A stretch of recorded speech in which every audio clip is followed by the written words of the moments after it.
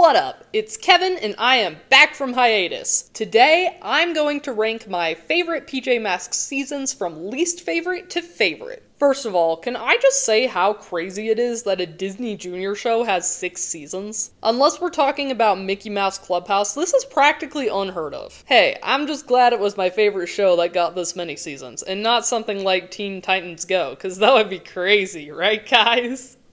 Guys?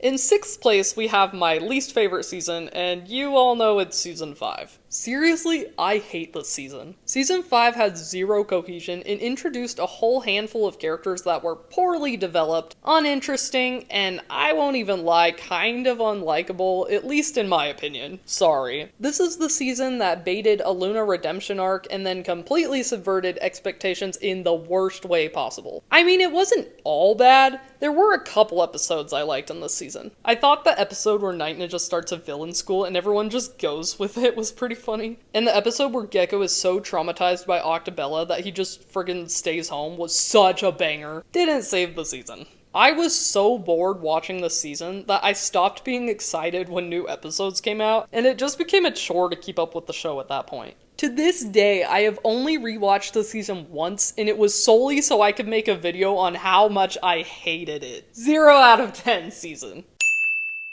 I won't lie, I was pretty skeptical of Season 6 being a rebrand called Power Heroes. Watching the new theme song for the first time and not knowing the words was such a bizarre feeling. That being said, it was a pleasant surprise when the season was actually not bad. It was a much needed upgrade from Season 5, and the quality was top tier. The season really did have some banger episodes, and I liked the new characters, as unnecessary as they were. The Baby Avengers was a fun concept, and after 5 whole seasons of the show, it was probably time for a change, especially considering that many long-term Disney Junior shows rebrand after a certain number of seasons. If they ever did decide to make a second season of Power Heroes, I think it would be even better. This season did understandably feel like a sort of test run, and so many characters were introduced in such a short period of time that it was kind of hard to keep up with. Power Heroes isn't really my favorite, and I do prefer the original show more, but still, it's fun, and I would love to see another season of this.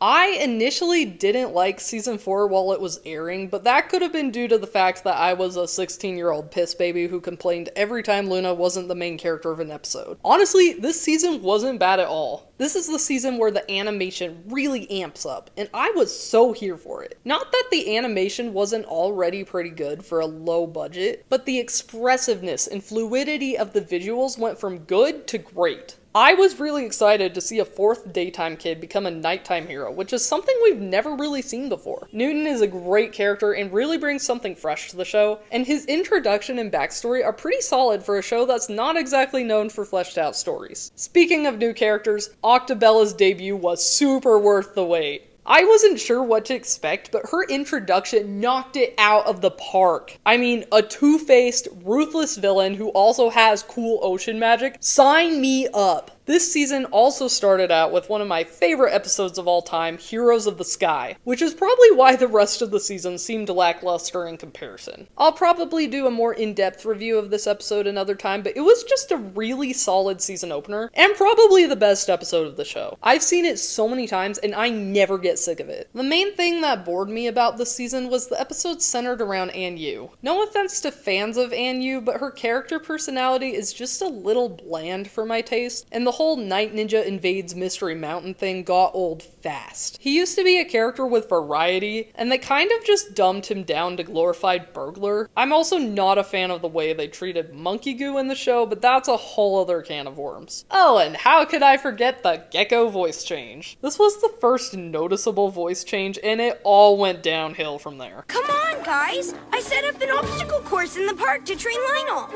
I'll stay here with PJ Robot and watch out for trouble. I just really don't understand why they couldn't cast someone who sounded even remotely similar to the previous Geckos. So yeah, Season 4 was not my favorite season ever, but it definitely was not as bad as I thought it was when it aired. I don't know what I was on about. It's pretty damn good.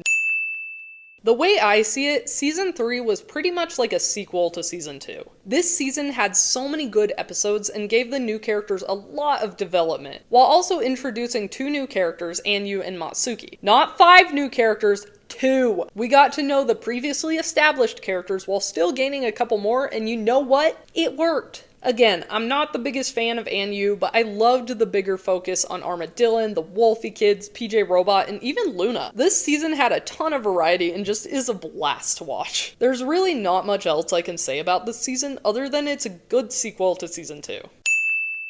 The reason I'm ranking season 1 so high is because it's seriously iconic. I'm gonna be so for real. This is one of the only first seasons of a show that I actually enjoy. It's the season that got me into PJ Masks in the first place. I know it was the pilot season, the rendering was off, and the formula was still in its infancy. However, the voice actors were perfectly casted, the animation was strangely good quality for such a low budget, and it's just nostalgic to me. One of the main reasons I got hooked on the show was the characterization. These kids are absolutely ruthless in the beginning, and I totally feel like they toned the snark down later in the show. I love season 1, that's all I can say, I just love it.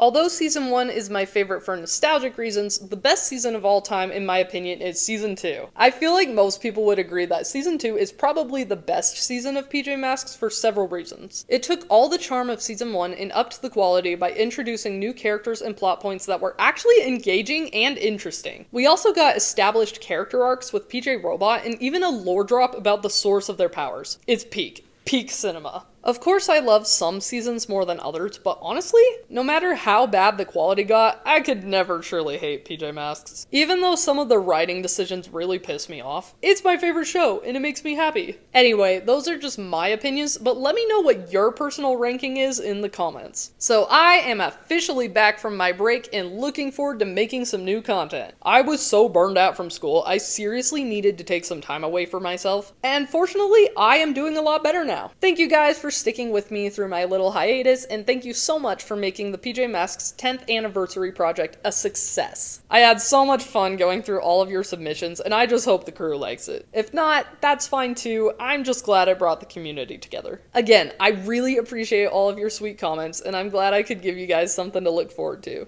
Oh, before I go, there's one more announcement I wanted to make. The Zaxium is putting together a little PJ Masks inspired passion project that he's been working on for over a year and a half now. It's an audio drama called Masks, an aged up PJ Masks AU with an open casting call. If you'd like to help with the project, you can go support Zach by auditioning for a voice role with the link down in the comments. Auditions close on October 4, so make sure to get your submissions in before then. Alright, that's all the life updates for now, and I will see you guys later. I love ya. Kevin out.